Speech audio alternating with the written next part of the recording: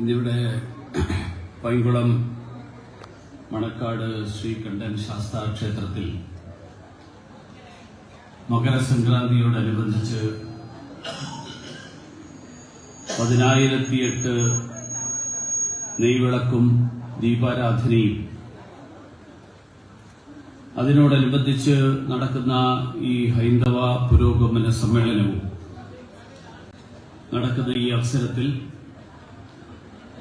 ഈ സമ്മേളനത്തിൽ അധ്യക്ഷത വഹിക്കുന്ന ബഹുമാന്യനായിട്ടുള്ള അഡ്വക്കേറ്റ് രാമചന്ദ്രൻ നായർ അവർകൾ,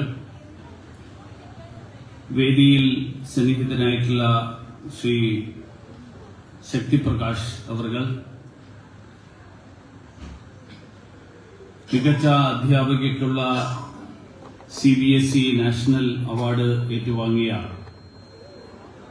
അമ്പത്തൂർ വിവേകാനന്ദ എഡ്യൂക്കേഷൻ സൊസൈറ്റിയിലെ പ്രിൻസിപ്പൽ ഡോക്ടർ S. ദീപ അവർകൾ, തമിഴ്നാട് സർക്കാരിന്റെ മികച്ച അധ്യാപകനുള്ള ഡോക്ടർ രാധാകൃഷ്ണൻ അവാർഡ് ഏറ്റുവാങ്ങിയ Marthandamthurai higher secondary headmaster R. Satheesh Kumar അവർകൾ, ഇവിടെ സ്വാഗതം ആശംസിച്ച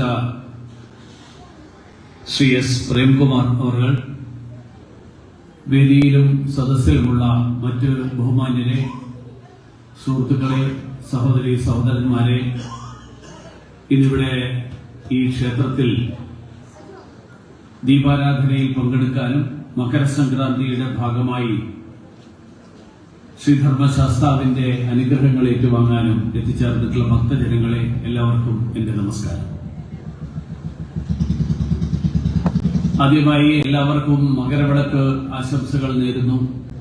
ശ്രീധർമ്മശാസ്താവിന്റെ അനുഗ്രഹം നമുക്കേവർക്കും ഉണ്ടാകട്ടെ എന്ന് ഞാൻ പ്രാർത്ഥിക്കുകയാണ്. നമ്മളിന്ന് ഈ മകരസംക്രാന്തി ആഘോഷിക്കുന്ന ഈ അവസരം, ഇത് തമിഴ്നാട്ടിലോ കേരളത്തിലോ മാത്രം ഒതുങ്ങി നിൽക്കുന്ന ഒരു ആഘോഷമല്ല, നമുക്ക് എല്ലാവർക്കും അറിയാം. നമ്മുടെ രാജ്യത്തിന്റെ വിവിധ ഭാഗങ്ങളിൽ വ്യത്യസ്തമായിട്ടുള്ള പേരുകളിൽ ഈ ആഘോഷം നമ്മൾ ആഘോഷിച്ചുകൊണ്ടിരിക്കുകയാണ്. തമിഴ്നാട്ടിൽ എല്ലാവരും പൊങ്കൽ ആഘോഷിക്കുന്നുണ്ടെങ്കിൽ, കേരളത്തിൽ മകരസംക്രാന്തി ആഘോഷിക്കുന്നുണ്ടെങ്കിൽ, ആസാമിൽ ഭൊഗാലി ബിഹു എന്നുള്ള പേരിലും, തെലങ്കാനയിലും ആന്ധ്രാപ്രദേശിലും തെലുങ്ക് ഭാഷ സംസാരിക്കുന്നവരുടെ ഇടയിൽ ഭോഗി എന്നുള്ള പേരിലാണെങ്കിലും, ബംഗാളിൽ ഗംഗാതീർത്ഥ സ്നാനം നടത്തിയിട്ടാണെങ്കിലും, പഞ്ചാബിലും അതുപോലെ വടക്കേ ഇന്ത്യൻ പ്രദേശങ്ങളിൽ ലോഡി എന്നുള്ള പേരിലാണെങ്കിലും, അങ്ങനെ വ്യത്യസ്തമായിട്ടുള്ള പേരുകളിൽ ഈ ആഘോഷം നമ്മൾ നടത്തുന്നു. മാത്രമല്ല, ഇന്നലെ നമ്മളെല്ലാവരും ഇന്നത്തെ പത്രങ്ങളിലും ചാനലുകളിലും നിന്ന് മനസ്സിലാക്കി കാണും, പ്രയാഗിൽ കുംഭമേളയുടെ തുടക്കം ഇന്നലെയായിരുന്നു. കുംഭമേള, ഈ തവണത്തെ കുംഭമേള 144 വർഷത്തിലൊരിക്കൽ നടക്കുന്ന മഹാകുംഭമേളയാണ്. 6 വർഷത്തിലൊരിക്കൽ നടക്കുന്ന അർദ്ധകുംഭമേളയുണ്ട്, 12 വർഷത്തിലൊരിക്കൽ നടക്കുന്ന കുംഭമേളയുണ്ട്. 12ന്റെ 12 ഗുണം, അങ്ങനെ 144 വർഷങ്ങൾക്കൊരിക്കൽ നടക്കുന്ന മഹാകുംഭമേളയുടെ ഭാഗമായിട്ട് ഇന്നലെ 1.5 കോടിയോളം ആളുകളാണ് ഗംഗാ സ്നാനം നടത്തിയത് എന്ന് നമ്മൾ മാധ്യമങ്ങളിൽ വായിച്ചു. ഇന്നിവിടെ നിങ്ങളെല്ലാവരും ചേർന്ന് 10,008 ദീപങ്ങളാണ് കൊളുത്തിയത്. 10,008 എന്നുള്ള സംഖ്യക്കൊരു പ്രത്യേക പ്രാധാന്യമുണ്ട്. നമ്മുടെ നാട്ടിൽ ഋഷിമാർ യാഗം നടത്തുമ്പോൾ ആ യാഗശാല പണിയാനാവശ്യമായിട്ടുള്ള ഇഷ്ടികകൾ 10,008 ഇഷ്ടികകൾ വെച്ചുകൊണ്ടാണ് ആ യാഗശാലയിലെ യാഗകുണ്ഡം, ആ യാഗകുണ്ഡത്തിൽ അഗ്നി ജ്വലിപ്പിക്കുന്ന യാഗകുണ്ഡം നിർമ്മിച്ചിരുന്നത്. അങ്ങനെ എല്ലാ അക്കങ്ങൾക്ക് പ്രാധാന്യമുള്ള ഒരു സംസ്കാരം ഒരു പാരമ്പര്യം. ആ പാരമ്പര്യമാണ് നമ്മുടെ പാരമ്പര്യം. മാത്രമല്ല ഇത് പ്രകൃതിയുമായി ബന്ധപ്പെട്ട് കിടക്കുന്ന ഒരു ആഘോഷമാണ്. എന്തുകൊണ്ട് മകരസംക്രാന്തി, എന്തുകൊണ്ട് ജനുവരി 14? സൂര്യൻ ധനുരാശിയിൽ നിന്ന് മകരം രാശിയിലേക്ക് സംക്രമിക്കുന്ന ദിവസമാണ് മകരസംക്രാന്തി. ധനുരാശിയിൽ നിന്ന് മകരം രാശിയിലേക്ക് സംക്രമിക്കുന്നത് നിരവധി രാശികളുണ്ട്. അതിൽ ഓരോ രാശിയിൽ നിന്നും 30-28 ദിവസം കൂടുമ്പോ അല്ലെങ്കിൽ 30 ദിവസം കൂടുമ്പോൾ സൂര്യന്റെ സംക്രമണം നടക്കും 12 രാശികളിൽ. പക്ഷെ ധനുരാശിയിൽ നിന്ന് മകരം രാശിയിലേക്ക് പ്രവേശിക്കുന്നത് ഇനി വരുന്ന കാലഘട്ടത്തെ ഉത്തരായണ കാലഘട്ടം എന്നാണ് നമ്മൾ വിശേഷിപ്പിക്കുന്നത്. അതുകൊണ്ട് തന്നെ ഇന്ന് ഗുജറാത്തിലും മഹാരാഷ്ട്രയിലും ആ പ്രദേശങ്ങളിലൊക്കെ ഇന്ന് പട്ടം പറത്തിക്കൊണ്ട് ആണ് ഉത്തരായണത്തിന്റെ ആഘോഷത്തിന് തുടക്കം കുറിക്കുന്നത്. എന്താ ഉത്തരായണത്തിന്റെ പ്രാധാന്യം? ഭൂമധ്യരേഖയുടെ വടക്ക് ഭാഗത്ത് കിടക്കുന്ന പ്രദേശങ്ങളിൽ ആ പ്രദേശങ്ങളിലേക്ക് സൂര്യന്റെ വെളിച്ചം കൂടുതൽ എത്തിച്ചേരുമ്പോൾ പകൽ കൂടുതലും രാത്രി കുറവുമാകുന്ന സമയമാണ് ഇനി വരാൻ പോകുന്ന മാസങ്ങൾ. അപ്പൊ പകൽ കൂടുതലാവുക എന്ന് പറഞ്ഞാൽ അതിനർത്ഥം വെളിച്ചം കൂടുതൽ ഉണ്ടാകുന്നു, പ്രകാശം കൂടുതൽ ഉണ്ടാകുന്നു. ഇരുട്ടിൽ നിന്ന് വെളിച്ചത്തിലേക്ക് എന്നുള്ള സന്ദേശം, ആ സന്ദേശം നൽകുന്ന ഉത്സവമാണ് മകരസംക്രാന്തി. മാത്രമല്ല ആ വെളിച്ചം കൂടുതൽ കിട്ടുന്നു, പ്രകാശം കൂടുതൽ കിട്ടുന്നു എന്ന് പറഞ്ഞാൽ അത് നമുക്ക് നൽകുന്ന സൂചന, നമുക്ക് നൽകുന്ന സന്ദേശം. ആ സന്ദേശം ഇനിയുള്ള ദിവസങ്ങൾ പ്രവർത്തിക്കാനുള്ള ദിവസങ്ങളാണ്. പണ്ടത്തെ കാലത്ത് ഇന്നത്തെ പോലെ വൈദ്യുതി വിളക്കുകൾ ഉണ്ടായിരുന്ന ഒരു കാലഘട്ടമായിരുന്നില്ല. അതുകൊണ്ട് ആ കാലത്ത് ആളുകൾ പ്രവർത്തിച്ചിരുന്നത് സൂര്യന്റെ പ്രകാശത്തിലാണ്. കൂടുതൽ സമയം സൂര്യന്റെ പ്രകാശം ലഭിക്കുമ്പോൾ കൂടുതൽ സമയം പ്രവർത്തിക്കുക. ഇന്ന് നമുക്ക് 24 മണിക്കൂർ 3 ഷിഫ്റ്റായിട്ട് വേണമെങ്കിൽ പണിയെടുക്കാം. ധാരാളം ഫാക്ടറികൾ, ആ ഫാക്ടറികളിൽ പകലും രാത്രിയും എന്ന് പറയുന്ന വ്യത്യാസമില്ല. ഫാക്ടറികളിൽ 24 മണിക്കൂറിൽ 8 മണിക്കൂർ വീതമുള്ള 3 ഷിഫ്റ്റായിട്ട് ജോലി ചെയ്യുന്ന, പ്രവൃത്തി നടക്കുന്ന ഫാക്ടറികളുണ്ട്. പക്ഷെ പണ്ടത്തെ കാലത്ത് അതായിരുന്നില്ല. സൂര്യന്റെ പ്രകാശവുമായിട്ട് ബന്ധപ്പെട്ടുകൊണ്ടാണ് മനുഷ്യൻ പ്രകൃതിയിൽ ജോലി ചെയ്തിരുന്നത്, ജീവിച്ചിരുന്നത്. സന്ധ്യ ആകുമ്പോഴേക്ക്, അതുകൊണ്ടാണ് പണ്ടത്തെ കാലത്തൊക്കെ ആൾക്കാർ പറയാറ് സൂര്യാസ്തമയത്തിന് മുൻപേ ആഹാരം കഴിക്കണം. അന്നത്തെ കാലത്ത് ആൾക്കാർ സൂര്യാസ്തമയത്തിന് മുമ്പേ ആഹാരം കഴിച്ച് അവര് മുഴുവൻ വിശ്രമത്തിലേക്ക് നീങ്ങുമായിരുന്നു. കാരണം സൂര്യന്റെ പ്രകാശത്തെയാണ് അന്നത്തെ കാലത്ത് നമ്മുടെ പൂർവികർ ആശ്രയിച്ചിരുന്നത്.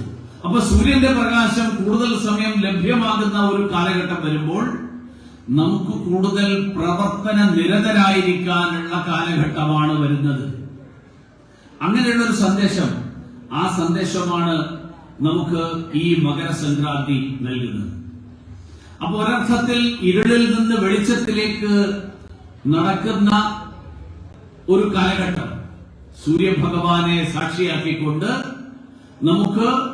നമുക്ക് വേണ്ടി മാത്രമല്ല, എല്ലാവർക്കും സുഖം കിട്ടാൻ വേണ്ടിയിട്ടുള്ള കർമ്മങ്ങൾ, എല്ലാവർക്കും സമാധാനം കിട്ടാനുള്ള കർമ്മങ്ങൾ, എല്ലാവർക്കും ശാന്തി ലഭിക്കാനുള്ള കർമ്മങ്ങൾ.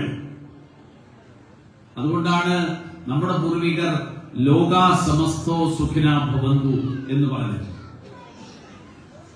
നമ്മുടെ ഭാരതീയ പാരമ്പര്യത്തിൽ നമ്മൾ ഇതിനെയെല്ലാം, ഈ ഉത്സവങ്ങളൊക്കെ സനാതന ധർമ്മത്തിന്റെ ഭാഗമായിട്ട്, സനാതന പാരമ്പര്യത്തിന്റെ ഭാഗമായിട്ടാണ് നമ്മൾ കണക്കാക്കിയിട്ടുള്ളത്. സനാതന പാരമ്പര്യം എന്ന് പറഞ്ഞാൽ എല്ലാറ്റിനെയും ഉൾക്കൊള്ളുന്ന പാരമ്പര്യമാണ്. ഇപ്പൊ നേരത്തെ ബഹുമാനനായിട്ടുള്ള അധ്യക്ഷൻ പറഞ്ഞതുപോലെ ഒരു നേതാവ് അശ്ലീലമാണെന്നാണ് പറഞ്ഞെങ്കിൽ വേറൊരാൾ പറഞ്ഞത് സനാതന ധർമ്മം എന്ന് പറഞ്ഞാൽ രാജവാഴ്ച കൊണ്ടുവരുന്നതാണ്, ജാതീയത പ്രോത്സാഹിപ്പിക്കുന്നതാണ് എന്നാണ്. സനാതന ധർമ്മം എന്ന് പറയുന്നത് എല്ലാറ്റിനെയും ഉൾക്കൊള്ളുന്നതാണ്. ശബരിമലയിൽ പോയിട്ടുള്ള ആളുകൾ, ശബരിമലയുടെ ചിത്രം കണ്ടിട്ടുള്ള ആളുകൾ അറിയാം, ശബരിമലയിൽ ചെല്ലുമ്പോൾ അവിടെ എഴുതി വെച്ചിരിക്കുന്നത് തത്വമസി എന്നാണ്. അത് നീയാകുന്നു. ഏത്?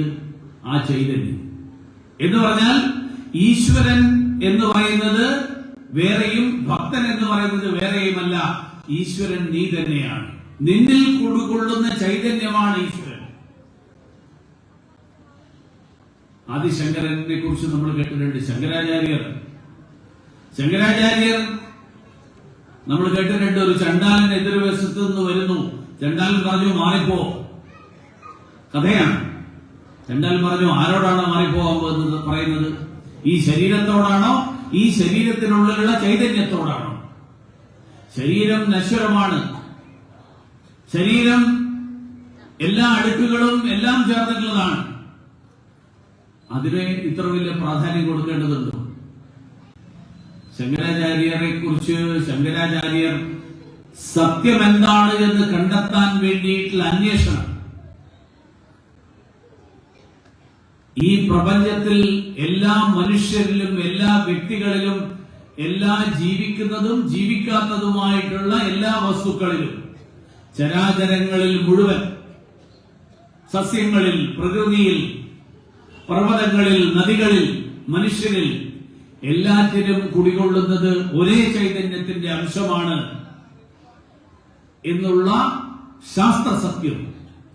ആ ശാസ്ത്രസത്യം ലോകത്തിന് നൽകിയ പാരമ്പര്യമാണ് സനാതന ധർമ്മ പാരമ്പര്യം.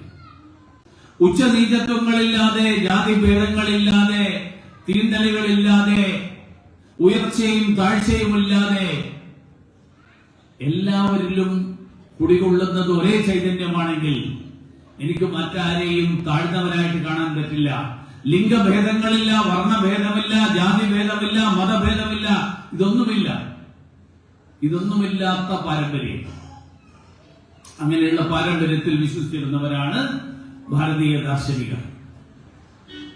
നാസ്തികരും ഈശ്വര വിശ്വാസികളും, നാസ്തികരെ പോലും നമ്മൾ ഋഷി എന്നാണ് നമ്മൾ വിശേഷിപ്പിച്ചിരുന്നത്. ചാർവാകമുനി നിരീശ്വരവാദിയായിരുന്നു. ചാർവാകമുനി പറഞ്ഞത് ഈശ്വരൻ എന്ന് പറയുന്നൊന്നില്ല. പക്ഷെ ആ ചാർവാകനെ നമ്മൾ ഋഷി എന്നാണ് വിളിച്ചത്. മാക്സ് മുള്ളർ എന്ന് പറയുന്ന ജർമ്മൻ പണ്ഡിതൻ, ആ ജർമ്മൻ പണ്ഡിതനെ കുറിച്ച് നമ്മൾ കേട്ടുകാണും. മാക്സ് മുള്ളറെ സ്വാമി വിവേകാനന്ദൻ വിശേഷിപ്പിച്ചത് ഋഷി എന്നാണ്. എന്താ ഋഷിയുടെ അർത്ഥം? ബ്രഹ്മജ്ഞാനം നേടിയിട്ടുള്ളവനെ ബ്രാഹ്മണൻ എന്ന് വിളിച്ച നമ്മുടെ പാരമ്പര്യത്തിന്റെ, സത്യാന്വേഷകനെ ഋഷി എന്ന് വിളിക്കുന്ന പാരമ്പര്യത്തിന്റെ പ്രതീകം. എന്താണ് സത്യം? ഞാൻ എന്താണ്? ഈ പ്രപഞ്ചം എന്താണ്? ഞാനും പ്രപഞ്ചവും തമ്മിലുള്ള ബന്ധം എന്താണ് എന്ന് അന്വേഷിച്ചവരാണ് നമ്മുടെ ഋഷിമാർ. ആ ഋഷിമാരുടെ പാരമ്പര്യത്തിന്റെ തുടർച്ചയാണ് മാക്സ് മുള്ളർ. മാക്സ് മുള്ളർ ഇന്ത്യക്കാരനായിരുന്നില്ല, ഒരുപക്ഷെ ഹൈന്ദവ വിശ്വാസി പോലുമായിരുന്നില്ല. പക്ഷെ ആ മാക്സ് മുള്ളറെ, അന്വേഷകനെ, സത്യാന്വേഷകനെ ഋഷി എന്ന് അഭിസംബോധന ചെയ്യാൻ, ഋഷി എന്ന് വിശേഷിപ്പിക്കാൻ സ്വാമി വിവേകാനന്ദന് ഒരു മടിയില്ലായിരുന്നു. കാരണം ഭാരതത്തിന്റെ സന്ദേശം ഈ ലോകത്തെ മുഴുവൻ ഉൾക്കൊള്ളുന്ന സന്ദേശമായിരുന്നു. ഈ ലോകത്ത് ഒരു തരത്തിലുള്ള ഭേദങ്ങളും ഇല്ലാതിരുന്ന, ഭേദങ്ങളെയും കാണാത്ത സന്ദേശമായിരുന്നു. ജാതിയുടെയും മതത്തിന്റെയും അടിസ്ഥാനത്തിൽ ആരെയും വേർതിരിച്ച് കാണാത്ത പാരമ്പര്യം. ഒരുപക്ഷെ നമ്മളിന്ന് ജനാധിപത്യത്തെ കുറിച്ച് നമ്മൾ പറയുന്നുണ്ടല്ലോ. എന്താ ജനാധിപത്യം? ജനാധിപത്യം എന്ന് പറഞ്ഞാൽ ബഹുസ്വരതയാണ് ജനാധിപത്യത്തിന്റെ അടിസ്ഥാനം എന്നാണ് നമ്മൾ പറയുന്നത്. ഓരോരുത്തർക്കും അവർക്ക് ഇഷ്ടമുള്ള ആളെ തെരഞ്ഞെടുക്കാൻ അവർക്ക് സ്വാതന്ത്ര്യം, അധികാരം നൽകുന്നതിനെയാണ് ജനാധിപത്യം എന്ന് പറയുന്നത്. ആരാധനയുടെ കാര്യത്തിലുള്ള ഏറ്റവും വലിയ ജനാധിപത്യ ബോധം, ആ ജനാധിപത്യ ബോധമായിരുന്നു നമ്മുടെ സനാതന പാരമ്പര്യം മുന്നോട്ട് വെച്ചത്. നിങ്ങൾക്ക് ഏത് ദേവനെയും ഏത് രൂപത്തിലും ആരാധിക്കാം. ഞാൻ ഭദ്രയെ ആരാധിക്കുന്നു, അങ്ങനെ ആരാധിക്കാം. ഞാൻ കാളിയെ ആരാധിക്കുന്നു, അങ്ങനെ ആരാധിക്കാം. ഞാൻ ചോറ്റാനിക്കര അമ്മയെ ആരാധിക്കുന്നു, അങ്ങനെ ആരാധിക്കാം. ഞാൻ കൊടുങ്ങല്ലൂർ അമ്മയെ ആരാധിക്കുന്നു, അങ്ങനെ ആരാധിക്കാം. ആറ്റുകാൽ അമ്മയെ ആരാധിക്കുന്നു, കരിക്കകത്ത് അമ്മയെ ആരാധിക്കുന്നു, ഏത് രൂപത്തിലും ആരാധിക്കാം. അപ്പൊ ശക്തിയെ, ശക്തിസ്വരൂപിണിയായിട്ടുള്ള ദേവിയെ വ്യത്യസ്ത രൂപങ്ങളിൽ നമുക്ക് മനസ്സിന് ഇഷ്ടപ്പെടുന്ന രൂപത്തിൽ ആരാധിക്കാം. മഹാദേവനായിട്ട് ആരാധിക്കാം, മഹാവിഷ്ണുവായിട്ട് ആരാധിക്കാം, മഹാഗണപതിയായിട്ട് ആരാധിക്കാം, നമ്മൾ ഇങ്ങനെ മാത്രമേ ആരാധിക്കാവുള്ളൂ, ഇങ്ങനെ ആരാധിക്കുന്നത് മാത്രമാണ് ശരി, ഇങ്ങനെ ആരാധിക്കുന്നതൊക്കെ പാപികളാണ്, ഇങ്ങനെ ആരാധിക്കുന്നതൊക്കെ തെറ്റാണ്, നമ്മൾ ഒരിക്കലും പറഞ്ഞിട്ടില്ല. നമ്മുടെ പാരമ്പര്യത്തിൽ ഓരോരുത്തർക്കും അവരവർക്ക് ഇഷ്ടമുള്ള ആരാധനാ സ്വാതന്ത്ര്യം, അവരവർക്ക് ഇഷ്ടമുള്ള ആളെ തെരഞ്ഞെടുത്ത് ഭരണത്തിലേക്ക് എത്തുന്നതുപോലെ അവരവർക്ക് ഇഷ്ടമുള്ള ആളുകളെ ആരാധിക്കാനുള്ള സ്വാതന്ത്ര്യം ലോകത്ത് ഏതെങ്കിലും ഒരു ആരാധന സമ്പ്രദായത്തിന്റെ ഭാഗമായിട്ട്, ഏതെങ്കിലും ഒരു പാരമ്പര്യത്തിന്റെ ഭാഗമായിട്ട് നൽകപ്പെട്ടിട്ടുണ്ടെങ്കിൽ അത് സനാതന ധർമ്മ പാരമ്പര്യത്തിന്റെ ഭാഗമായിട്ടാണ്. അതുകൊണ്ടാണ് ഞാൻ പറഞ്ഞത്, ഇനി ആരാധിക്കാനേ താല്പര്യമില്ല, ഞാൻ നിരീശ്വരവാദിയാണ് എന്ന് പറഞ്ഞ ചാർവാകനെ, ആ ചാർവാകനെ പോലും മുനിയായിട്ട് നമ്മൾ കണക്കാക്കി. ഇടക്കാലത്ത് ജീർണതകളുണ്ടായി, ഇടക്കാലത്ത് തൊട്ടുകൂടായ്മയുണ്ടായി, തീണ്ടിക്കൂടായ്മയുണ്ടായി, സ്ത്രീകൾക്ക് മാർമറക്കാനുള്ള അനുവാദമില്ലാതായി, അങ്ങനെയുള്ള ധാരാളം ദുരാചാരങ്ങൾ ഉണ്ടായി. നമ്മൾ കേട്ടിട്ടുണ്ട്, ശൂദ്രന്റെ ചെവിയിൽ ഈയം ഉരുക്കി ഒഴിക്കണം അവൻ വേദം കേട്ടു കഴിഞ്ഞാൽ. ഇങ്ങനെയുള്ള പല പല കാര്യങ്ങൾ, അതിൽ എത്രമാത്രം സത്യമായിരുന്നോ അല്ലയോ എന്നുള്ളതിലേക്കൊന്നും ഞാൻ കടക്കുന്നില്ല. പക്ഷേ ദുരാചാരങ്ങൾ പലതും ഉണ്ടായി. ദുരാചാരങ്ങൾ സ്വാഭാവികമായിട്ടുണ്ടാകും. കെട്ടിക്കിടക്കുന്ന വെള്ളം, ആ വെള്ളം അഴുക്കാവും. ഒഴുകുന്ന വെള്ളത്തിനുണ്ടാകുന്ന തെളിമ, ഒഴുകുന്ന വെള്ളത്തിനുണ്ടാകുന്ന ശുദ്ധത, ആ ശുദ്ധി കെട്ടിക്കിടക്കുന്ന വെള്ളത്തിനുണ്ടാവില്ല. അപ്പൊ ആ കെട്ടിക്കിടക്കുന്ന വെള്ളം ദീർഘകാലം കഴിയുമ്പോൾ അതിൽ അഴുക്ക് വരും. അങ്ങനെ അഴുക്ക് വന്നപ്പോൾ, ജീർണത ബാധിച്ചപ്പോൾ, നമ്മുടെ തന്നെ പാരമ്പര്യത്തിന്റെ ഭാഗമായിട്ടുള്ള മഹാത്മാക്കളായിട്ടുള്ള ആളുകൾ, അങ്ങനെയുള്ള ആളുകൾ ഈ ഭൂമിയിൽ വന്ന് നമ്മളോട് പറഞ്ഞു, നിങ്ങൾ സഞ്ചരിക്കുന്ന പാത തെറ്റായിട്ടുള്ള പാതയാണ്, നിങ്ങൾ നടത്തുന്നത് അബദ്ധസഞ്ചാരമാണ്. ചട്ടമ്പിസ്വാമികളെയും ശ്രീനാരായണ ഗുരുദേവനെ പോലെയുള്ളവരെയും വൈകുണ്ഠസ്വാമികളെ പോലെയുള്ളവരും മഹാത്മാ അയ്യങ്കാളിയെ പോലെയുള്ള ആളുകളും, അങ്ങനെയുള്ള നിരവധി ആളുകൾ, അങ്ങനെയുള്ള ആളുകൾ വന്ന് അവരാരും പറഞ്ഞിട്ടില്ല ഈ മതം ജാതീയത പ്രോത്സാഹിപ്പിക്കുന്നു, നമുക്ക് ഈ മതം ഉപേക്ഷിക്കാം. ഒരാളും പറഞ്ഞിട്ടില്ല. അവരെല്ലാവരും പറഞ്ഞത്, ഈ മതത്തിൽപ്പെടുന്ന ചില ആളുകൾ ഈ മതത്തെ, ഈ ധർമ്മത്തെ മനസ്സിലാക്കിയിട്ടുള്ളത് ശരിയായിട്ടുള്ള രീതിയിലല്ലെങ്കിൽ അവരെ ശരിയായിട്ടുള്ള രീതിയിലേക്ക് നയിക്കുക എന്നുള്ളതാണ് നമ്മോട് ചെയ്യേണ്ടത്. അതുകൊണ്ട് മതനിരാസമല്ല, മതനവീകരണമാണ് നമ്മുടെ ഈ മഹാത്മാക്കളായിട്ടുള്ള ആളുകൾ മുഴുവൻ ഈ സമൂഹത്തിന്റെ മുന്നിൽ മുന്നോട്ട് വെച്ച ആശയം. ആ മതനവീകരണത്തിലൂടെ നമ്മുടെ യഥാർത്ഥത്തിലുള്ള സനാതന ധർമ്മ പാരമ്പര്യത്തിന്റെ അന്തസത്ത വീണ്ടെടുത്തുകൊണ്ട് ആ അന്തസത്ത പുനഃസ്ഥാപിക്കാൻ, അത് പ്രാവർത്തികമാക്കാൻ വേണ്ടിയിട്ടുള്ള പരിശ്രമം, ആ പരിശ്രമം കഴിഞ്ഞ എത്രയോ നൂറ്റാണ്ടുകളായിട്ട് എപ്പോഴൊക്കെ ജീർണത ബാധിക്കുന്നുവോ ആ ജീർണത ഇല്ലാതാക്കാൻ, ആ ജീർണതയെ തുടച്ചു മാറ്റാൻ, നമ്മൾ സാധാരണ വീട് അടച്ചുപൂട്ടി കിടന്നു കഴിഞ്ഞാൽ മാറാല വരും. ആ മാറാല ഒക്കെ അടിച്ചു വൃത്തിയാക്കുന്നത് പോലെ, ആ മാറാല വൃത്തിയാക്കുന്നത് പോലെ സനാതന ധർമ്മ പാരമ്പര്യത്തിൽ മാറാല വന്ന് അതിൽ പൂപ്പൽ പിടിച്ച് അല്ലെങ്കിൽ അതിൽ ജീർണത വന്നു കഴിഞ്ഞാൽ ആ ജീർണത ഇല്ലാതാക്കി, ആ മാറാല ഇല്ലാതാക്കി യഥാർത്ഥ സനാതന ധർമ്മ പാരമ്പര്യം, ആ പാരമ്പര്യത്തെ വീണ്ടെടുക്കാൻ വേണ്ടിയിട്ടുള്ള പരിശ്രമം, ആ പരിശ്രമമാണ് സനാതന ധർമ്മ പാരമ്പര്യത്തിന്റെ ഭാഗമായിട്ട് തന്നെ ജനിച്ചവർ. പുറത്തുനിന്നാലും വന്നിട്ട് പറഞ്ഞല്ല നിങ്ങൾ കാണിക്കുന്നതൊക്കെ തെറ്റാണ്, ഇതൊക്കെ തിരുത്തണം, ആരും പറഞ്ഞിട്ടില്ല. ഈ പറഞ്ഞവരെല്ലാവരും ഇതേ പാരമ്പര്യത്തിന്റെ ഭാഗമായി വന്ന് ഈ പാരമ്പര്യത്തിന്റെ ഭാഗമായി ജീവിച്ചിട്ടുള്ള ആളുകൾ, അങ്ങനെയുള്ളവരാണ്. ഇതൊരു കാര്യം കൂടി വ്യക്തമാക്കുകയാണ് ഈ മകരസംക്രാന്തി. കാരണം സൂര്യൻ ധനുരാശിയിൽ നിന്ന് മകരം രാശിയിലേക്ക് മാറുമ്പോൾ ഉത്തരായണത്തിന്റെ കാലഘട്ടം ഉണ്ടാകുന്നു. അടുത്ത് വരാൻ പോകുന്ന മാസങ്ങൾ സൂര്യന്റെ പ്രകാശം കൂടുതൽ നമുക്ക് ലഭിക്കും. ഇത് ആധുനിക ശാസ്ത്രം, ആസ്ട്രോണമി കണ്ടുപിടിക്കുന്നതിന് മുമ്പ്, ആധുനിക ശാസ്ത്രം സൂര്യന്റെയും അതുപോലെ ഗ്രഹങ്ങളുടെയും ഒക്കെ സ്ഥാനമൊക്കെ കണ്ടെത്തുന്നതിന് മുൻപ് അതിനും എത്രയോ കാലം മുമ്പ് നമ്മുടെ പൂർവികർ കണ്ടെത്തിയിരുന്നു. അപ്പൊ അതിനർത്ഥം എന്താ? ഭാരതം ആധുനിക ശാസ്ത്രജ്ഞന്മാർ ഇതൊക്കെ കണ്ടുപിടിക്കുന്നതിന് മുൻപ് തന്നെ ഭാരതീയ ശാസ്ത്രജ്ഞന്മാർ, ആ ശാസ്ത്രജ്ഞന്മാർ ഇതൊക്കെ അവരുടേതായിട്ടുള്ള പരീക്ഷണങ്ങളിലൂടെ കണ്ടുപിടിച്ചിരുന്നു. അന്ന് ഒരുപക്ഷെ ഈ ടെലിസ്കോപ്പ് ഉണ്ടായിട്ടുണ്ടാവില്ല, ഉപഗ്രഹങ്ങളുടെ സ്ഥാനം നിർണ്ണയിക്കുന്ന ആധുനിക സാങ്കേതിക വിദ്യ ലഭ്യമായിരിക്കില്ല.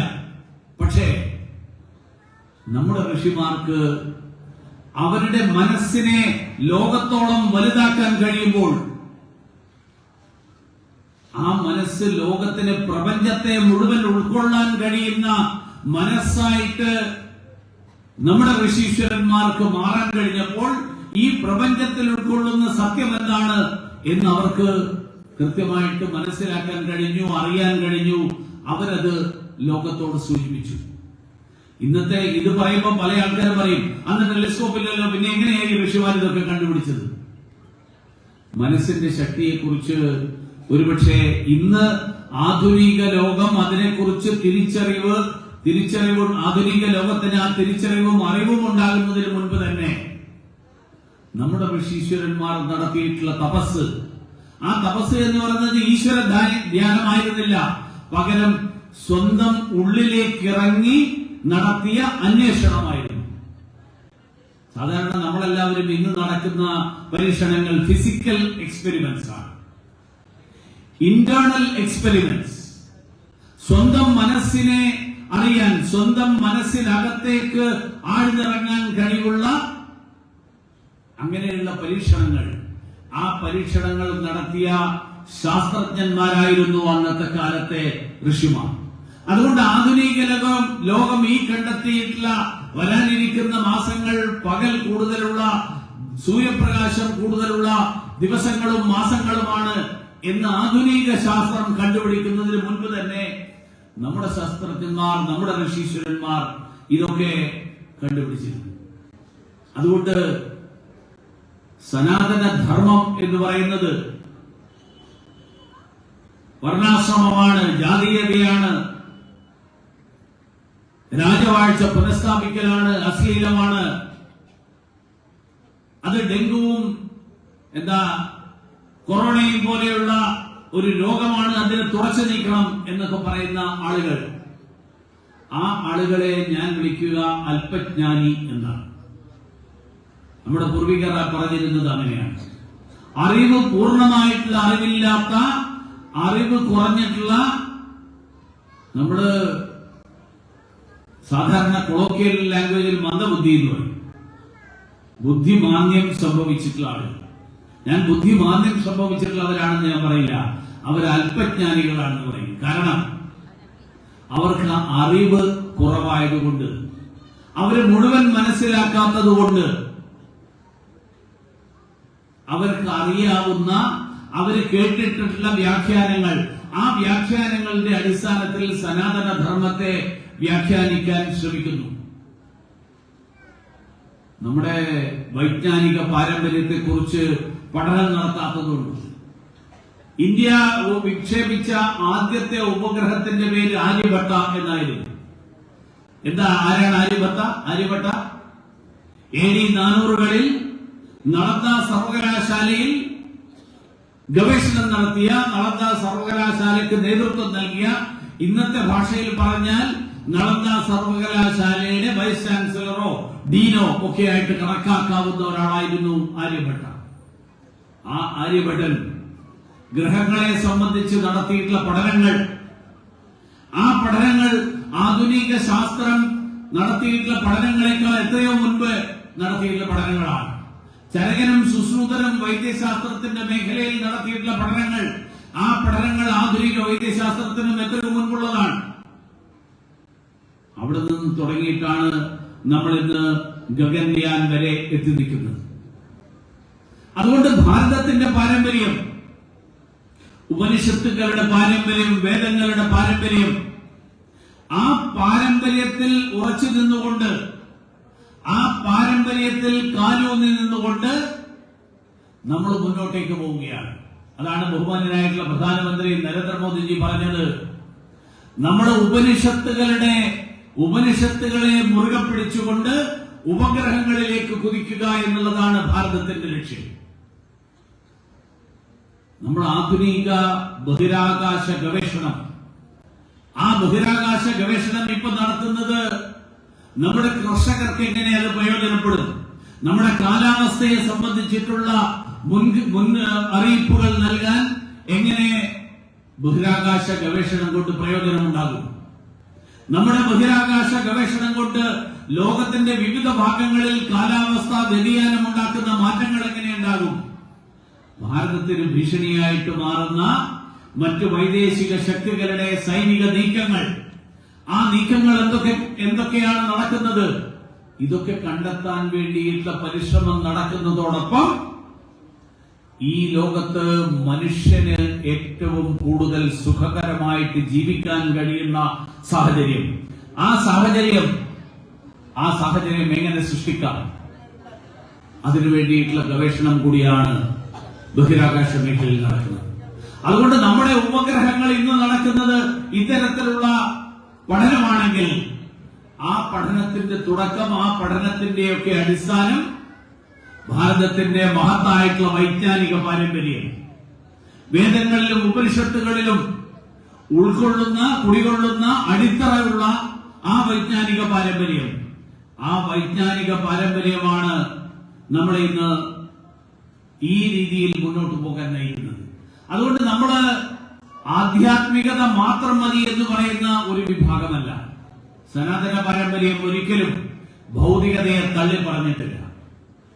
ആധ്യാത്മികതയോടൊപ്പം തന്നെ ഭൗതികതയെ ഉൾക്കൊള്ളാൻ, ആധ്യാത്മികതയും ഭൗതികതയെയും ഒരേപോലെ സന്തുലനത്തോടുകൂടി കാണാൻ, അങ്ങനെയുള്ള ഒരു മനോഭാവം, അങ്ങനെയുള്ള ഒരു സമീപനം, ആ സമീപനമാണ് ഭാരതീയ ദർശനങ്ങൾ മുന്നോട്ട് വെച്ചിട്ടുള്ളത്. അതുകൊണ്ട് സനാതന പാരമ്പര്യത്തെ ഇകഴ്ത്തി സംസാരിക്കുന്ന ആളുകൾ, അങ്ങനെയുള്ള ആളുകളുടെ വാക്കുകൾ, ആ വാക്കുകൾ കേൾക്കുമ്പോൾ തീർച്ചയായിട്ടും നമ്മുടെ മുന്നിൽ ഉണ്ടാകേണ്ടത് നമ്മുടെ നാടിന്റെ മഹത്തായിട്ടുള്ള പാരമ്പര്യത്തെ കുറിച്ചിട്ടുള്ള അറിവും അവബോധവുമാണ്. പക്ഷെ ആ അറിവും അവബോധവും ഉണ്ടാകുമ്പോൾ അത് ഇന്നത്തെ കാലഘട്ടത്തിൽ എത്ര പേർക്ക് ഇതിനെക്കുറിച്ചിട്ടുള്ള അറിവുണ്ട് എന്നുള്ള വിലയിരുത്തലും ഒരു സ്വയം വിലയിരുത്തൽ കൂടി നടക്കണം. നമ്മളിന്ന് മകരസംക്രാന്തിയുടെ ഭാഗമായിട്ട് ഈ സാംസ്കാരിക ഉത്സവം നടക്കുകയാണ്. ഞാൻ ഈ ക്ഷേത്ര കമ്മിറ്റിയുടെ ഭാരവാഹികളോട് എനിക്ക് അഭ്യർത്ഥിക്കാനുള്ളത്, ഇത് മകരസംക്രാന്തിക്ക് മാത്രം നടക്കുന്ന, വർഷത്തിലൊരിക്കൽ നടക്കുന്ന ഒരു കാര്യമായിട്ട് അവസാനിക്കരുത്. പകരം സമയാസമയങ്ങളിൽ പണ്ഡിതന്മാരായിട്ടുള്ള ആളുകളെ വിളിച്ചുകൊണ്ടുവന്ന് അവരുടെ പ്രഭാഷണങ്ങൾ ഭാരതത്തിന്റെ സനാതന പാരമ്പര്യത്തിന്റെ, ആ പാരമ്പര്യത്തിന്റെ വിവിധ വശങ്ങൾ, ആ വശങ്ങൾ ഇന്നിപ്പോ എനിക്ക് വലിയ സന്തോഷം തരുന്ന ഒരു കാര്യമാണ്. ധാരാളം കുട്ടികൾ ഇതിനകത്ത് ഈ പരിപാടിയിൽ സംബന്ധിക്കുന്നു. പലപ്പോഴും ഇതുപോലെയുള്ള പരിപാടികൾ നടക്കുമ്പോൾ സാധാരണ ആൾക്കാരൊക്കെ ഇതൊക്കെ പ്രായം ചെന്ന ആൾക്കാർക്കുള്ളതാണ്, പുരാണവും മതവും ഒക്കെ. ഞങ്ങള് ഇപ്പോ ഇതിനൊന്നും സമയമില്ല. ഞങ്ങളെ സംബന്ധിച്ചോളം ഞങ്ങളുടെ ഗുരു ഗൂഗിളാണ്. എന്റെ ഡ്രൈവർ ഇപ്പൊ വരുന്ന വഴി നാഷണൽ ഹൈവേയിൽ വരികയായിരുന്നു. ഒരു സ്ഥലത്തെത്തിയപ്പോൾ അയാൾ ലെഫ്റ്റിലേക്ക് എടുത്തു. കാരണം അയാളുടെ മുന്നിലുള്ള ഗൂഗിൾ മാപ്പിൽ കാണിക്കുന്നത് ലെഫ്റ്റിലേക്ക് എടുക്കുക. മുന്നിൽ നാഷണൽ ഹൈവേ ഇങ്ങനെ നിവർന്ന് കിടക്കുക. അപ്പൊ ഞാൻ പറഞ്ഞു, ഗൂഗിളിനെ 100% വിശ്വസിക്കരുത്, ഗൂഗിളിനെ ആശ്രയിക്കണം. ഗുരുനാഥൻ, ഇവിടെ 2 അധ്യാപകർ, അവാർഡ് കിട്ടിയിട്ടുള്ള അധ്യാപകരെ കുറിച്ച് നമ്മുടെ പാരമ്പര്യത്തിൽ നമ്മൾ പറഞ്ഞിരുന്നത് അധ്യാപകർ എന്നുള്ള വാക്കല്ല. നമ്മുടെ സനാതന പാരമ്പര്യത്തിൽ പറഞ്ഞിരുന്നത് ആചാര്യൻ എന്നുള്ള വാക്കാണ്. ആചാര്യനും അധ്യാപകനും തമ്മിൽ വലിയ വ്യത്യാസമുണ്ട്. ആചാര്യൻ എന്ന് പറഞ്ഞാൽ ആരാ? ആചരിക്കുന്നവനാണ് ആചാര്യൻ. മദ്യം കഴിക്കരുത്, നമ്മുടെ ഇപ്പോ പരസ്യമുണ്ടല്ലോ, ചില മദ്യപാനത്തിന്റെ ചിത്രത്തിന്റെ അടിയിൽ മദ്യം വിഷമാണ്, ആപത്താണ് എന്ന് എഴുതി വെക്കുന്നത് പോലെയല്ല അവസ്ഥ. അധ്യാപകൻ രാവിലെ ഒരു ഇത് കഴിച്ചതിന് ശേഷം വന്നിട്ട് കുട്ടികളോട് മദ്യപാനത്തിന്റെ വിപത്തിനെ കുറിച്ച് പറഞ്ഞാൽ അത് എത്രമാത്രം അസംബന്ധമാകും. ഇന്നത്തെ പല എന്ന് ഞാൻ പറയുന്നില്ല, ധാരാളം കുറെ പേരെങ്കിലും അങ്ങനെയുള്ളവരാണ്. അങ്ങനെയുള്ള ഒരു അധ്യാപകനെ കുറിച്ചല്ല നമ്മുടെ പാരമ്പര്യത്തിലുണ്ടായിരുന്നത്. അധ്യാപകൻ എന്ന് പറഞ്ഞാൽ ആചരിക്കുന്നവനായി, പറയുന്നതിന് മുൻപ് ചെയ്യുന്നത് മാത്രം പറയുന്നവർ. നിങ്ങൾ ചിലരെങ്കിലും രാമകൃഷ്ണ പരമഹംസരുടെ ജീവിതത്തിലെ ഒരു കഥ കേട്ടിട്ടുണ്ടോ? ഒരമ്മ അവരുടെ മകനെ കൊണ്ട് രാമകൃഷ്ണ പരമഹംസരെ കാണാൻ പോയി. കാരണം വെച്ചാൽ ആ മകന് കൽക്കണ്ടം കഴിക്കുന്ന ശീലമുണ്ടായി. അപ്പൊ അമ്മ രാമകൃഷ്ണ പരമഹംസരുടെ അടുത്ത് പോയിട്ട് പറഞ്ഞു, സ്വാമിജി ഒന്ന് എന്റെ മകനോട് പറയണം, കൽക്കണ്ടം കഴിക്കുന്നത് ആരോഗ്യത്തിന് മോശമാണ്, അതുകൊണ്ട് കഴിക്കരുത് എന്ന് പറയണം. രാമഹംസർ പരമഹംസരോട് പറഞ്ഞു, അമ്മയോട് പറഞ്ഞു, അടുത്ത ആഴ്ച പോയിട്ട് വരൂ, ഞാൻ അടുത്ത ആഴ്ച പറയാം. അടുത്ത ആഴ്ച ചെന്നപ്പോ രാമകൃഷ്ണ പരമഹംസർ പറഞ്ഞു, മോനെ കൽക്കണ്ടം കഴിക്കരുത്, കൽക്കണ്ടം കഴിക്കുന്നത് ആരോഗ്യത്തിന് മോശമാണ്. അത് കഴിഞ്ഞു. അമ്മ അത് കഴിഞ്ഞിട്ട് ചോദിച്ചു, എന്താ സ്വാമിജി ഇത് നേരത്തെ പറയാറുണ്ട്, കഴിഞ്ഞ ആഴ്ച പറയാമായിരുന്നു ഇതേ കാര്യം. അപ്പൊ പറഞ്ഞു, എനിക്ക് കൽക്കണ്ടം കഴിക്കുന്ന ശീലമുണ്ടായിരുന്നു. അപ്പൊ കൽക്കണ്ടം കഴിക്കുന്ന ഞാൻ കൽക്കണ്ടം കഴിക്കരുത് എന്ന് മറ്റൊരാളോട് പറയുമ്പോൾ ആ പറച്ചിലിന്റെ ശക്തി ഒട്ടും ഉണ്ടാവില്ല. അതുകൊണ്ട് ആദ്യം ഞാൻ ആചരിക്കുന്നത് മാത്രമേ മറ്റുള്ളവരോട് പറയാൻ പാടുള്ളൂ. അങ്ങനെ അധ്യാപകരായിട്ടുള്ള, അങ്ങനെ ആചാര്യന്മാരായിട്ടുള്ള ആളുകൾ, ആ ആചാര്യന്മാരായിട്ടുള്ള ആളുകളുടെ ഒരു പാരമ്പര്യം, ആ പാരമ്പര്യമാണ് നമ്മുടെ നാടിന്റെ പാരമ്പര്യം. ഈ ഒരു അധ്യാപകരായിട്ടുള്ള ആളുകൾ, അങ്ങനെയുള്ള ആളുകൾ ഇവിടെയുണ്ട് നമ്മുടെ സമൂഹത്തിൽ. ഞാൻ പറഞ്ഞു വന്നത്, നമ്മുടെ കുട്ടികൾ, ആ കുട്ടികൾ അങ്ങനെയുള്ള ആചരിക്കുന്നവരെ മാതൃകയാക്കുന്ന ഒരു സമൂഹമായിട്ട് മാറണം. ഗൂഗിളിനെ മാതൃകയാക്കുന്ന, ഗൂഗിളിനെ ആശ്രയിക്കുന്ന, സാങ്കേതിക വിദ്യ തള്ളി പറയുകയില്ല. പ്രധാനമന്ത്രി മോദിജി സാധാരണ പല സന്ദർഭങ്ങളിൽ അദ്ദേഹം പറഞ്ഞിട്ടുണ്ട്, സാങ്കേതിക വിദ്യയെ നമ്മൾ ഉപയോഗിക്കണം, സാങ്കേതിക വിദ്യ നമ്മളെ ഉപയോഗിക്കരുത്. അതുകൊണ്ട് അദ്ദേഹം പറഞ്ഞു, നമ്മളെല്ലാ വീട്ടിലും ഒരു മുറിയിൽ ഗാഡ്ജറ്റ് ഫ്രീ റൂം, ഒരു തരത്തിലുള്ള ഉപകരണങ്ങളും ഇല്ലാത്ത ഒരു മുറിയായിട്ട് ഒരു മുറി വെക്കണം. കാരണം ഇന്നത്തെ കാലത്ത് എല്ലാ വീട്ടിലും ഇപ്പോ ഗ്രൂപ്പുകളല്ല, ഗ്രൂപ്പുകൾ തന്നെ വാട്സാപ്പ് ഗ്രൂപ്പ്, കുടുംബാംഗങ്ങളുടെ വാട്സാപ്പ് ഗ്രൂപ്പ്. കുടുംബാംഗങ്ങൾ എല്ലാവരും അവരുടെ വിശേഷങ്ങളൊക്കെ കൈമാറുന്നത് വാട്സാപ്പ് ഗ്രൂപ്പിലാണ്. അതുകൊണ്ട് അമ്മ ഭക്ഷണമായി എന്നുള്ളത് വാട്സാപ്പ് ഗ്രൂപ്പിലിടും. അപ്പൊ എല്ലാ കുട്ടികൾക്കും മനസ്സിലാവും, വീട്ടിലെല്ലാവർക്കും അറിയാം അമ്മ ഭക്ഷണം റെഡിയാക്കിയിട്ടുണ്ട്, അപ്പൊ പോയി കഴിക്കാം. അപ്പൊ ഭക്ഷണം കഴിക്കുന്നതിനിടയിൽ ചില ആളുകൾ ഭക്ഷണം കഴിക്കുന്നതിനേക്കാൾ അവർ ശ്രദ്ധിക്കുന്നത് അവരുടെ മൊബൈലിൽ വാട്സാപ്പിൽ വരുന്ന മെസ്സേജും അതുപോലെ അതിൽ വരുന്ന പല ഗെയിംസും ബാക്കിയുള്ളതൊക്കെയാണ്. ചുരുങ്ങിയത് ഭക്ഷണം കഴിക്കുന്ന, ആഹാരം കഴിക്കുമ്പോഴെങ്കിലും അതൊക്കെ മാറ്റിവെച്ച് ആഹാരത്തിന്റെ രുചിയെ ഉൾക്കൊള്ളാൻ കഴിയുന്ന തരത്തിൽ ആഹാരം കഴിക്കുന്നു. ചില ആളുകൾ ടിവിയുടെ മുന്നിൽ ഇരുന്നിട്ടാണ് ആഹാരം കഴിക്കുന്നത്. മുഴുവൻ ആൾക്കാരുടെയും ശ്രദ്ധ ടിവിയിലായിരിക്കും, ആഹാരത്തിലേക്ക്. വീട്ടിൽ ആരും പരസ്പരം സംസാരിക്കുന്ന സാഹചര്യം ഇല്ലാതാക്കുന്ന സ്ഥിതി. കാരണം എല്ലാവരും വരുന്നു, അവർ തിരക്കിലാണ്.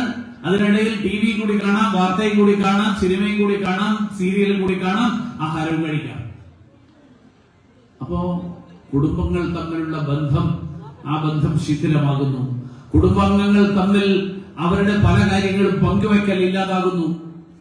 ആ പങ്കുവെക്കൽ ഇല്ലാതാകുമ്പോ അച്ഛനോ അമ്മയ്ക്കോ അറിയില്ല മകനോ മകളോ ഏത് രീതിയിൽ എങ്ങോട്ടേക്കാണ് പോകുന്നത്. ഇന്ന് നമ്മുടെ രാജ്യത്ത്, നമ്മുടെ ലോകത്ത്, നമ്മുടെ പ്രദേശത്ത് ഉൾപ്പെടെ നിരവധി സ്ഥലങ്ങളിൽ മയക്കുമരുന്നിന്റെയും മറ്റ് പല വസ്തുക്കളുടെയും ഉപഭോഗം വർദ്ധിച്ചു വരുന്നു. വീട്ടിലാരും അറിയുന്നില്ല മയക്കുമരുന്നിന് ഉപയോഗത്തിന്റെ ഭാഗമായിട്ട് മാറുന്നു എന്റെ മകൻ, എന്റെ മകൾ, അതിന്റെ അടിമയാകുന്നു. ഇതൊന്നും അറിയാതെ അവസാനം അങ്ങേയറ്റം അപകടകരമായിട്ടുള്ള സ്ഥിതിയിലെത്തുമ്പോഴാണ് പലപ്പോഴും വീട്ടുകാർ അറിയുന്നത്. കാരണം വീട്ടിനകത്തുള്ള പരസ്പര സംഭാഷണങ്ങൾ, ആ സംഭാഷണങ്ങൾക്കുള്ള അവസരമില്ലാതാകുന്നു. ഞാൻ പറഞ്ഞു വരുന്നത്, ക്ഷേത്രങ്ങൾ കേവലം നമ്മളെ സംബന്ധിച്ചോളം ആരാധനാലയങ്ങൾ മാത്രമായിരുന്നില്ല. മറ്റ് മതങ്ങളിൽ പെടുന്ന ആളുകൾക്ക് അവർക്ക് പ്രാർത്ഥനാലയമാണ് അവരുടെ ആരാധനാലയം, അവർക്ക് പ്രാർത്ഥിക്കാനുള്ള സ്ഥലം. നമ്മളെ സംബന്ധിച്ചോളം നമ്മൾ ഒരിക്കലും പ്രാർത്ഥനയ്ക്ക് വേണ്ടി മാത്രമുള്ള സ്ഥലമല്ല നമ്മുടെ ക്ഷേത്രങ്ങൾ. നമ്മൾ പ്രാർത്ഥിക്കുന്നുണ്ട്, നമ്മളവിടെ ഭഗവാന്റെ മുന്നിൽ ചെന്ന് പ്രാർത്ഥിക്കുന്നു. കാരണം ആ ചൈതന്യം എന്നിലും അതിലുമുള്ള ചൈതന്യം ഒന്നു തന്നെയാണ് എന്നുള്ള തിരിച്ചറിവോടുകൂടിയാണ് നമ്മൾ പ്രാർത്ഥിക്കുന്നത്. തത്വമസി എന്ന് പറയുന്ന സന്ദേശത്തെ ഉൾക്കൊണ്ടുകൊണ്ടാണ് പ്രാർത്ഥിക്കുന്നത്. പക്ഷെ കേവലം പ്രാർത്ഥനാലയമല്ല.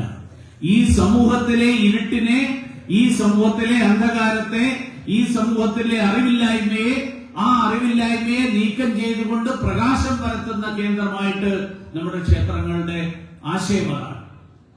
അതുകൊണ്ടാണ് ക്ഷേത്രങ്ങളിലെ ഈ വിഗ്രഹ പ്രതിഷ്ഠ ശാസ്ത്രീയമാണ്, ക്ഷേത്രങ്ങളിലെ ധ്വജപ്രതിഷ്ഠ ശാസ്ത്രീയമാണ്, ക്ഷേത്രങ്ങളിലെ ഉത്സവങ്ങൾ, ആ ഉത്സവങ്ങൾ ചൈതന്യത്തെ വർദ്ധിപ്പിക്കാൻ വേണ്ടിയിട്ടുള്ള റീചാർജിങ്ങിന് വേണ്ടിയിട്ടുള്ള അവസരങ്ങളാണ്. ഉത്സവങ്ങളുടെ കാലത്ത് എല്ലാ ദിവസവും നടക്കുന്ന പൂജാവിധികൾ, ആ പൂജാവിധികളിൽ എന്തെങ്കിലും പോരായ്മകളും ലോപങ്ങളും ഉണ്ടായിട്ടുണ്ടെങ്കിൽ അതിന്റെ ഭാഗമായിട്ട് ക്ഷേത്രത്തിലെ പ്രതിഷ്ഠക്കുണ്ടായിട്ടുള്ള ചൈതന്യ ലോപം, ആ ചൈതന്യ ലോപത്തെ ഇല്ലാതാക്കി എല്ലാ പൂജകളും ശരിയായിട്ടുള്ള രീതിയിൽ, ഉത്സവകാലത്ത് മേൽശാന്തി മാത്രമല്ല, കൂടുതൽ അറിവുള്ള തന്ത്രി ഉൾപ്പെടെയുള്ള ആളുകൾ വന്നിട്ടാണ് അവിടുത്തെ പൂജകൾ നടത്തുന്നത്. കാരണം അത് ശരിയായ രീതിയിൽ വീണ്ടും പൂജകൾ നടത്തി, നമ്മൾ മൊബൈല് 2 ദിവസം മാറ്റിവെച്ചാൽ ചാർജ് നഷ്ടപ്പെടുന്നത് പോലെ ഉപയോഗത്തിലൂടെ ചൈതന്യ ലോപം വന്നിട്ടുള്ള പ്രതിഷ്ഠയ്ക്ക് ചൈതന്യ വർധനവ് വരുത്താൻ, ചൈതന്യത്തിന്റെ പുനരുജ്ജീവനം നടത്താൻ അതിനു വേണ്ടിയിട്ടുള്ള അവസരമാണ് ഉത്സവങ്ങൾ. അതുകൊണ്ടാണ് നമ്മുടെ നാട്ടിൽ നമ്മളെല്ലാവരും നമ്മുടെ പൂർവികർ നമ്മളോട് പറഞ്ഞിരുന്നത് ഉത്സവകാലത്ത് ക്ഷേത്രത്തിൽ ദർശനം നടത്തണം, ബാക്കിയുള്ള ദിവസങ്ങളിൽ പോകുന്നതിനേക്കാൾ പ്രാധാന്യം അതാണ്. അതുകൊണ്ട് നമ്മുടെ സനാതന പാരമ്പര്യത്തിന്റെ ജീവിത രീതികൾ, സനാതന പാരമ്പര്യത്തിന്റെ ജീവിത ശൈലികൾ, സനാതന പാരമ്പര്യത്തിന്റെ പ്രകൃതിയോട് ഇണങ്ങിയിട്ടുള്ള ജീവിതം. പണ്ടത്തെ കാലത്ത് എല്ലാവരും കുളിച്ച് ക്ഷേത്രക്കുളത്തിൽ കുളിച്ച് ഈറനോട് കൂടിയിട്ട് പോയി ദർശനം നടത്തുക എന്നുള്ളതായിരുന്നു രീതി. ഈറനോടുകൂടി പോയി ദർശനം നടക്കുന്നത് കൊണ്ട് എന്താ ഗുണം? സൂര്യരശ്മികൾ ശരീരത്തിൽ പതിക്കും. ഇപ്പൊ ധാരാളം ആളുകൾക്ക് വൈറ്റമിൻ ഡിയുടെ കുറവുണ്ട്. വൈറ്റമിൻ ഡിയുടെ കുറവുണ്ട്. കാരണം എന്തുകൊണ്ടാ? നമ്മളാരും വെയിലത്തിറങ്ങുന്നില്ല. അത് വെയിലത്ത് അധ്വാനിക്കുന്നവർക്ക് ആ പ്രശ്നമില്ല. വെയിലത്തിറങ്ങാത്ത ആളുകൾക്കൊക്കെ വൈറ്റമിൻ ഡിയുടെ കുറവുണ്ട്. അപ്പൊ നമ്മൾ വൈറ്റമിൻ ഡി ടാബ്ലറ്റ് കഴിക്കും. പണ്ടത്തെ ആളുകൾക്ക് വൈറ്റമിൻ ഡിയുടെ പ്രശ്നം ഉണ്ടായിരുന്നില്ല. കാരണം അവർക്ക് എല്ലാ ദിവസവും ക്ഷേത്രത്തിൽ ഈറനോടുകൂടി ക്ഷേത്രത്തിൽ ദർശനം നടത്തുന്നതിലൂടെ, പ്രദക്ഷിണം വെക്കുന്നതിലൂടെ വൈറ്റമിൻ ഡി അവർക്ക് കിട്ടും. ശരീരത്തിലെ ചൂട് വലിച്ചെടുക്കും. കോട്ടൺ വസ്ത്രം, പരുത്തിയുടെ വസ്ത്രം, തോർത്ത് അല്ലെങ്കിൽ അതുപോലെയുള്ള വസ്ത്രങ്ങൾ ധരിച്ചുകൊണ്ടാണ് നമ്മൾ ക്ഷേത്രക്കുളത്തിൽ കുളിക്കാൻ പോയിരുന്നത്. അപ്പൊ ഈ തരത്തിൽ വിവിധ ആചാരങ്ങൾ നമ്മുടെ ക്ഷേത്ര സങ്കല്പത്തിന്റെയും ക്ഷേത്ര ആചാരങ്ങളുടെയും ശാസ്ത്രീയത, നമ്മുടെ ജീവിത രീതികളുടെ ശാസ്ത്രീയത, ഈ ശാസ്ത്രീയത മനസ്സിലാക്കാൻ കഴിയുന്ന തരത്തിലുള്ള പ്രഭാഷണങ്ങളും പഠനങ്ങളും അത്തരത്തിലുള്ള കാര്യങ്ങൾ നടത്താനുള്ള അവസരം കൂടിയായിട്ട് നമ്മുടെ ഈ ക്ഷേത്രാങ്കണങ്ങളും ക്ഷേത്ര പരിസരങ്ങളും മാറ്റാൻ കഴിയുന്നതിലൂടെയാണ് ഈ സനാതന പാരമ്പര്യത്തെ നിലനിർത്താൻ നമുക്ക് സാധിക്കുക. കാരണം നമ്മൾ സനാതന പാരമ്പര്യത്തെ നിലനിർത്തുന്നത് നമ്മുടെ മാത്രം നന്മയ്ക്ക് വേണ്ടിയല്ല. ബഹുമാന്യനായിട്ടുള്ള പ്രധാനമന്ത്രി കഴിഞ്ഞ വർഷം G20യുടെ അധ്യക്ഷത ഇന്ത്യ വഹിച്ചപ്പോൾ അദ്ദേഹം പറഞ്ഞു, ലോകാ സമസ്ത സുഖിനോ ഭവന്തു, ലോകത്തിന് മുഴുവൻ നന്മയുണ്ടാകട്ടെ. നമുക്ക് സുഖമുണ്ടാകുമ്പോൾ, നമുക്ക് സമൃദ്ധി ഉണ്ടാകുമ്പോൾ ആ സമൃദ്ധിയും സുഖവും ലോകത്തിന് മുഴുവൻ പങ്കുവയ്ക്കുക എന്നുള്ളതായിരുന്നു ഭാരതത്തിന്റെ എക്കാലത്തെയും സന്ദേശം, ഭാരതത്തിന്റെ എക്കാലത്തെയും ആശയം. അതുകൊണ്ട് ലോകത്തിന് സമൃദ്ധി ഉണ്ടാകാൻ, ലോകത്തിന് നന്മയുണ്ടാകാൻ, അതിനു വേണ്ടിയിട്ട് ഭാരതത്തിന് പുരോഗതിയിലേക്ക് നീങ്ങണം, ഭാരതം പുരോഗതി പ്രാപിക്കണം, ഭാരതം സമൃദ്ധമാകണം. ഭാരതം സമൃദ്ധമാകണമെങ്കിൽ ഭാരതത്തിലെ സനാതനധർമ്മ പാരമ്പര്യം, ആ സനാതനധർമ്മ പാരമ്പര്യം മുറുകെ പിടിച്ചുകൊണ്ട്, ആ സനാതന പാരമ്പര്യത്തെ പിന്തുടർന്നുകൊണ്ട് ജീവിക്കുന്നവർ ആ സനാതന പാരമ്പര്യത്തിന്റെ അന്തസത്ത അറിഞ്ഞുകൊണ്ട് ആ പാരമ്പര്യത്തെ പാലിക്കാൻ വേണ്ടിയിട്ടുള്ള പരിശ്രമം ഉണ്ടാകണം. അതിന് ഈ മകരസംക്രാന്തിയോടനുബന്ധിച്ചിട്ടുള്ള ഇതുപോലെയുള്ള ഉത്സവങ്ങളും ഇതുപോലെയുള്ള സമ്മേളനങ്ങളും ഒക്കെ സഹായകരമാകട്ടെ എന്ന് പ്രാർത്ഥിച്ചുകൊണ്ട് സർവേശ്വരന്റെ അനുഗ്രഹങ്ങൾ സൂര്യഭഗവാന്റെ അനുഗ്രഹം, ശ്രീധർമ്മശാസ്താവിന്റെ അനുഗ്രഹം നമുക്ക് എല്ലാവർക്കും ലഭിക്കട്ടെ എന്ന് പ്രാർത്ഥിച്ചുകൊണ്ട് ഞാൻ എന്റെ വാക്കുകൾ അവസാനിപ്പിക്കുന്നു.